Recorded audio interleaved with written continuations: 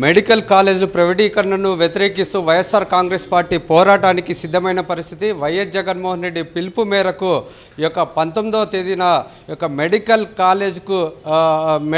College దగ్గర నిరసన వ్యక్తం చేయడానికి వైఎస్ఆర్సీపీ నాయకులంతా సిద్ధమైన పరిస్థితి. ఈ అంశంపై మాట్లాడేందుకు మనతో పాటు ఈ యొక్క వైఎస్ఆర్ కాంగ్రెస్ పార్టీ యువజన విద్యార్థి విభాగం సంబంధించిన నాయకులు ఉన్నారు. వారితో మాట్లాడే ప్రయత్నం చేద్దాం.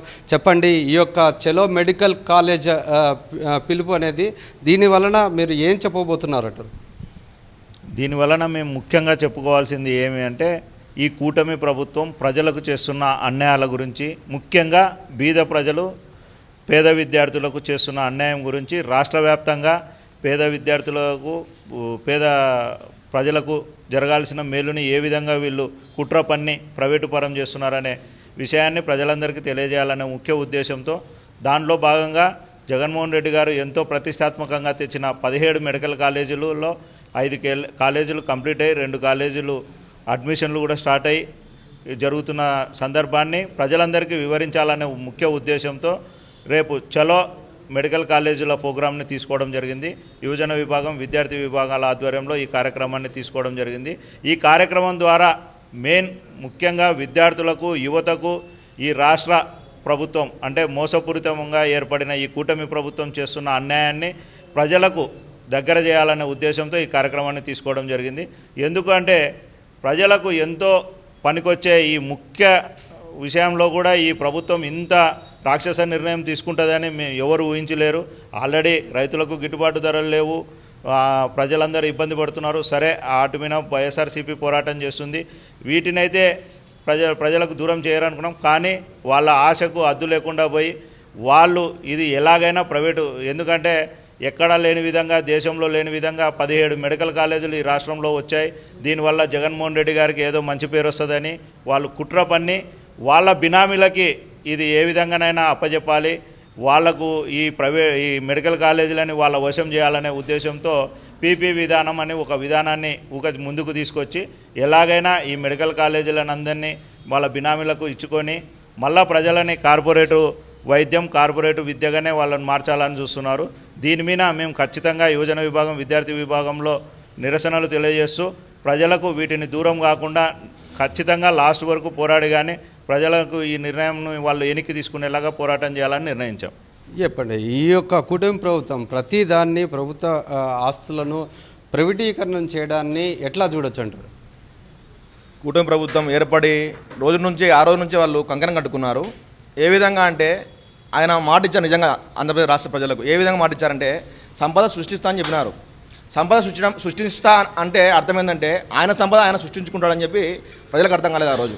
ఈరోజు ఆయన చెప్పినట్టుగానే ప్రతి వర్గంలో, అన్ని వర్గాల్లో, అన్ని వ్యవస్థల్లో ఆయన బినామీలను పెట్టుకొని, ఆయన అనుచరులను, ఆయన కులస్తులను, ఆయన సంఘాలను ఆయన వెనకబెట్టుకొని ఈరోజు ఆయనకు కావాల్సిన వాళ్ళకి ఇచ్చుకుంటూ పదవులు ఇచ్చుకుంటూ ఈరోజు చివరకు విద్యా విధానాన్ని కూడా, వైద్య విద్యను కూడా ఆయన బినామీలైనటువంటి కామినేనికి, నారాయణకి ఇవ్వాలని చెప్పి ఈరోజు తలంచాడు. జగన్మోహన్ రెడ్డి గారు దేశంలో ఎక్కడ లేని విధంగా 17 కాలేజీలు మాకు కావాలయ్యా అని చెప్పి ఏకైక ముఖ్యమంత్రి అండి.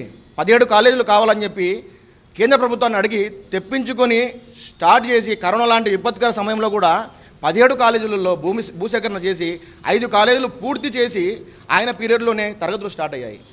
ఈరోజు ఈ స్టార్ట్ అయిన కాలేజీలు కాక పూర్తి కావాల్సిన మిగతా కాలేజీలను పూర్తి చేయాల్సిన బాధ్యత ఈరోజు చంద్రబాబు నాయుడు పైన, కుటుంబ ప్రభుత్వం ఉంటే ఆ కూటమిలో ఉన్నటువంటి బీజేపీ మంత్రులే స్వయంగా వచ్చి ఏమన్నారంటే మా చేత కాదు ఈ వైద్య విద్యా కళాశాలను ఏర్పాటు చేయడం కానీ, ఈ కళాశాలను పూర్తి చేయడం కానీ మా చేత కాదు. కాబట్టి ప్రైవేటు వ్యక్తులకు ఇవ్వండి, ప్రైవేటు పబ్లిక్ విధానం ద్వారా ఈరోజు పీపీపీ అనే విధానం తీసుకొచ్చి ఈ కూటమి ప్రభుత్వము మేము డెవలప్ చేస్తాము, సంపద సృష్టిస్తామని చెప్పి ప్రజలను మోసం చేయాలని చెప్పి మరొకసారి ముందుకు వచ్చింది.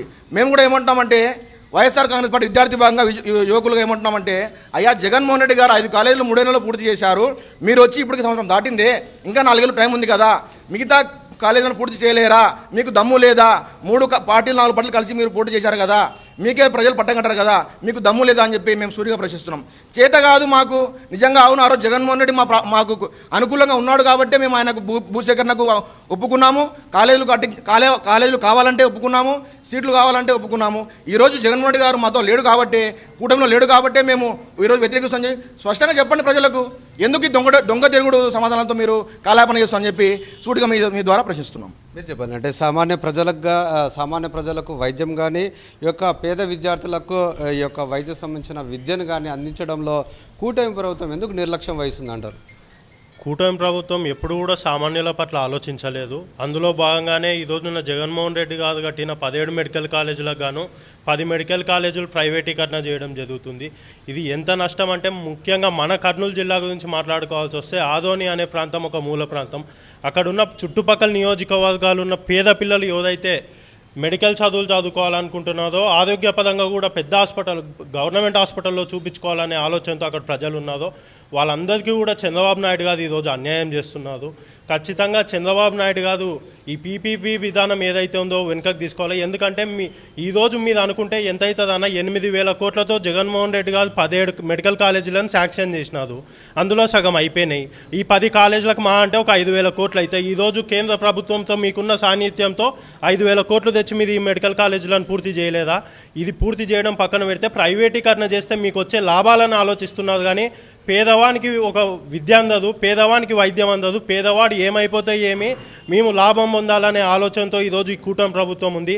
ఖచ్చితంగా మీరు ఈ పీపీపీ విధానాన్ని వెనుకకు తీసుకునేంత వరకు మా విద్యార్థి విభాగం, యువజన విభాగం ఇలాంటి కార్యక్రమాలు 10ల సంఖ్యలో చేస్తూ ఖచ్చితంగా మీరు వెనుకకు తీసుకునే విధంగా మేము ముందుకు వెళ్తామని సందర్భంగా తెలియజేస్తాం. మనం చూసుకున్నట్లయితే ఏదైతే పేద విద్యార్థులకు యొక్క వైద్య విద్యను అందించడానికి, దానితో పాటు సామాన్యమైన ప్రజలకు నాణ్యమైన వైద్యం అందించడానికి పూర్తి స్థాయిలో వైఎస్ జగన్మోహన్ రెడ్డి యొక్క మెడికల్ కాలేజీలను ఏర్పాటు చేశారు. వాటిని ప్రైవేటీకరణ చేయడానికి ప్రయత్నం చేస్తే ఖచ్చితంగా అడ్డుకొని తీరుతాం. ఈ యొక్క నిర్ణయాన్ని వెనుకలకు తీసుకునే దాకా తమ పోరాటాన్ని కొనసాగిస్తామంటూ వైఎస్ఆర్సీపీ యువజన విభాగంతో పాటు విద్యార్థి విభాగం వాళ్ళు హెచ్చరిస్తున్న పరిస్థితి.